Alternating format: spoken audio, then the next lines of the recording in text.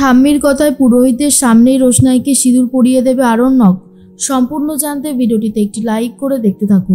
গল্পের শুরুতেই দেখা যায় যে রোশনাই টলমল পায়ে ঘর থেকে বেরিয়ে এসেছে, সিঁড়ির ওপরে দাঁড়িয়ে দাঁড়িয়ে কথা বলতে থাকে। আর তখনই রোশনাই বলে, আজ আমি একটা সবাইকে সত্যি কথা জানাবই, কেউ আর আমাকে আটকাতে পারবে না। তখন গরিমা বলে, এই তোমার সত্যি কথা বিগত 2 দিন ধরে বলে যাচ্ছ, আমি বুঝতে পারছি না যে তুমি কোন সত্যির কথা বলছো।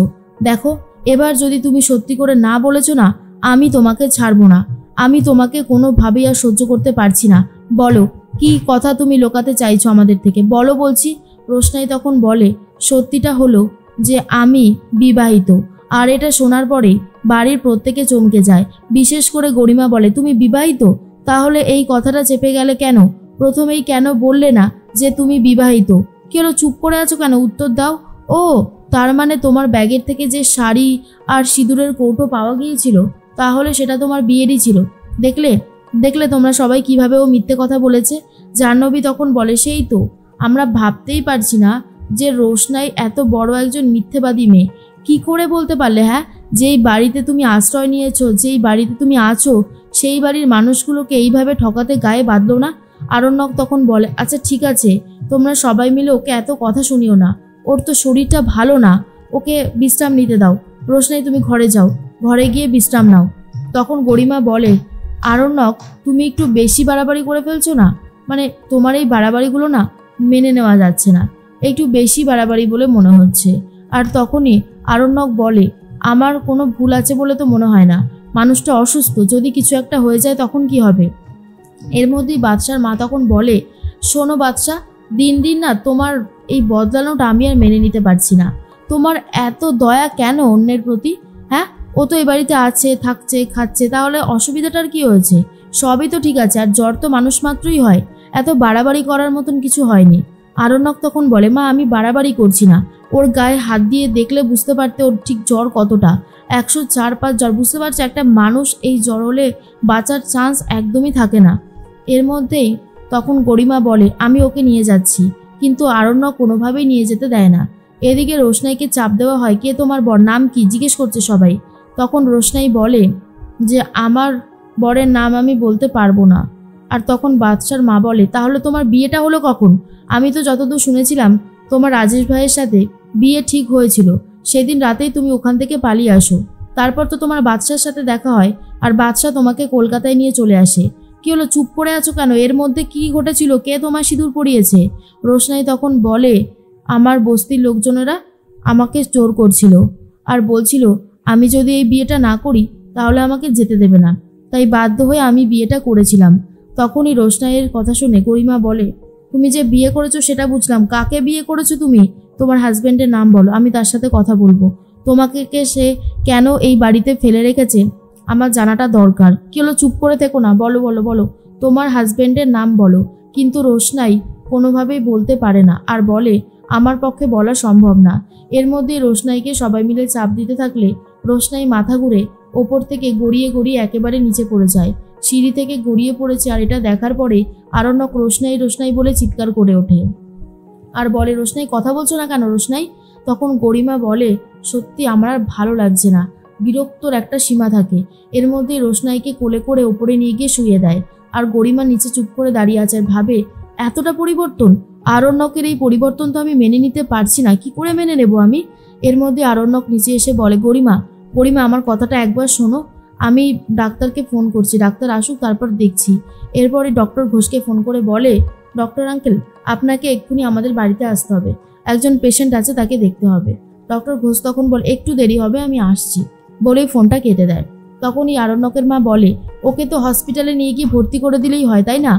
রোশনাই তখন অন্যদিকে অসুস্থ, মিনিও খুব কান্নাকাটি করতে থাকে আর বলে যে আমার রোশনাইয়ের কিছু হবে না তো রে বাদশাদা, বল না কিছু হবে না তো? আর বাদশাদা তখন বলে, না মিনি, কিচ্ছু হবে না, আমি তো বলছি কিচ্ছু হবে না। এর মধ্যেই তখন গরিমা বলে, সত্যি এগুলো আর মেনে নেওয়া যায় না আরণ্যক, আমি চলে যাচ্ছি। আরণ্যক তখন বলে, দাঁড়াও না, এত তাড়াতাড়ি কেন যাচ্ছ? ডাক্তার আসুক, দেখি রোশনাইকে কি বলে। কিন্তু গরিমা তখন বলে, কোনো প্রয়োজন নেই, আমি চলে যাব। এর মধ্যেই রাজা বলে, আরণ্যক তুই যা, ওকে গিয়ে ড্রপ করে দিয়ে, আমি তো আছি, ডাক্তার আসলে আমি কথা বলে নেব।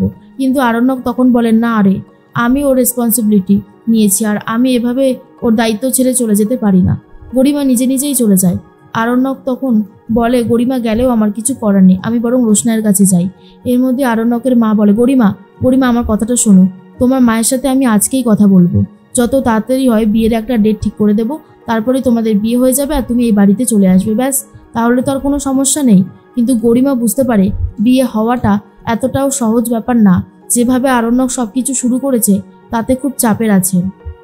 এর মধ্যেই ডাক্তারবাবু চলে এসেছে, আর আরণ্যক তখন বলে, আসুন ডক্টর আঙ্কেল, আসলে আমাদের বাড়ির গেস্ট না ওপর থেকে পুরো গড়াতে গড়াতে নিচে পড়ে গেছে, তার জন্যই তো আপনাকে তড়িঘড়ি করে খবরটা দিলাম। তখন ডাক্তারবাবু বলে, আচ্ছা চলো গিয়ে দেখছি। তখনই বাদশার মা বলে, আপনি এসে গেছেন, খুব ভালো হয়েছে। এর মধ্যেই দাদু বলে, হ্যাঁ এরকমভাবে অসুস্থ হয়ে পড়লো মেয়েটা, কি আর বলবো। তখন ডাক্তারবাবু বলে, আপনাদের বাড়ির গেস্ট বলে কথা, আর আমি আসবো না সেটা হতে পারে? বাদশা তখন বলে, হ্যাঁ চলুন তাড়াতাড়ি। বাদশার মা ইচ্ছে করে বলে, কি যে বলেন না ডাক্তারবাবু, ও আমাদের বাড়ির কাজের মেয়ে, আমাদের বাড়ির গেস্ট না, আর কাজের মেয়ে তো কাজের মেয়েই হয়। বাদশা তো একটু বেশি লোককে ভালোবাসে, তাই একটু আপন করে নেয়, কাজের মেয়েকেও আবার কাজের মেয়ে বলতে পারেন। আপনি যান গিয়ে ট্রিটমেন্ট করে দিন। এর মধ্যে ডাক্তারবাবু এসে রোশনাইকে দেখতে থাকে। মিনি তখন বলে, ও ডাক্তারবাবু, আমার রোশনাইকে ঠিক করে দাও না, ও কিভাবে পড়ে রয়েছে, ওকে দেখেও খুব খারাপ লাগছে, কষ্ট হচ্ছে, ওকে ঠিক করে দাও। ডাক্তারবাবু বলে, মিনিমা একদম কান্নাকাটি করো না, আমি আছি তো, আমি সবটা সামলে দেবো, একটু একটু ধৈর্য নিয়ে বসো মা। এরপরেই সবটা দেখাশোনা করতে থাকে। ডাক্তারবাবু আরণ্যককে বলে, যেহেতু ও অসুস্থ, চোখ খুলতে পারছে না, ওকে তো এখন ট্যাবলেট দেওয়া যাবে না, ইনজেকশনের মাধ্যমে ওকে ওষুধ দিতে হবে।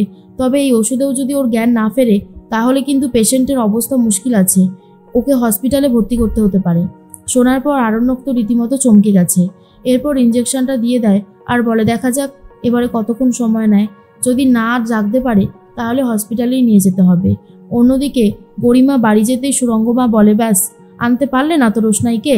আমি জানতাম এমনই কিছু একটা হবে, কারণ রোশনাই তো ওই বাড়িতে ঢোকার জন্যই এত মরিয়া হয়েছিল, আর ওই বাড়িতে ঢুকে পড়েছে, ওই বাড়িতে রয়েছে, তো সহজে কি আরও অন্য কোথাও যাবে? গরিমা, তোমার মা তো আমি, তাই এক্সপিরিয়েন্সটাও অনেক বেশি, সব কিছু আমি আগে থেকেই বুঝতে পারি। গরিমা বলে, কি করতাম আমি বলো? আমি কি করতাম? ওকে টানতে টানতে নিয়ে আসতাম, ওর যে শরীর খারাপ সেটা বোঝা গেছে, কারণ ও সিঁড়ি থেকে গড়িয়ে গড়িয়ে পড়ে গেছে। তখন নীলাব্জ বলে, কি বলছো কি, এখন ঠিক আছে তো? সুরঙ্গমা বলে, ব্যাস, এই লোকটা যার মেয়েকে নিয়ে কোনো চিন্তা নেই, অন্য একটা মেয়ের জন্য এত বেশি চিন্তা। নীলাব্জ বলে, ও তো আমার মেয়ের মতনই, বলো, ওর তো বাবা মা কেউ নেই, ওর ওপর আমার একটু সত্যি দয়া হয়, কষ্ট হয় বলতে পারো। এর মধ্যে সুরঙ্গমা বলে, শোনো গরিমা, আমি একটা ডিসিশন নিয়েছি, তুমি আরণ্যকের সাথে সমস্ত রিলেশনশিপ শেষ করে দাও, আরণ্যককে আর বিয়ে করার দরকার নেই। আর এটা শোনার পর গরিমা চমকে গেছে। অন্যদিকে ঠাম্মি ঠিক করেছে পুরোহিত মশাইকে ডেকে আর একবার সিঁদুর পরিয়ে দেওয়ার ব্যবস্থা করবে ঠাম্মি রোশনাইকে। তাহলে কি শেষ পর্যন্ত আরণ্যকের বউ হিসেবে ঠাম্মি রোশনাইকে মেনে নিল?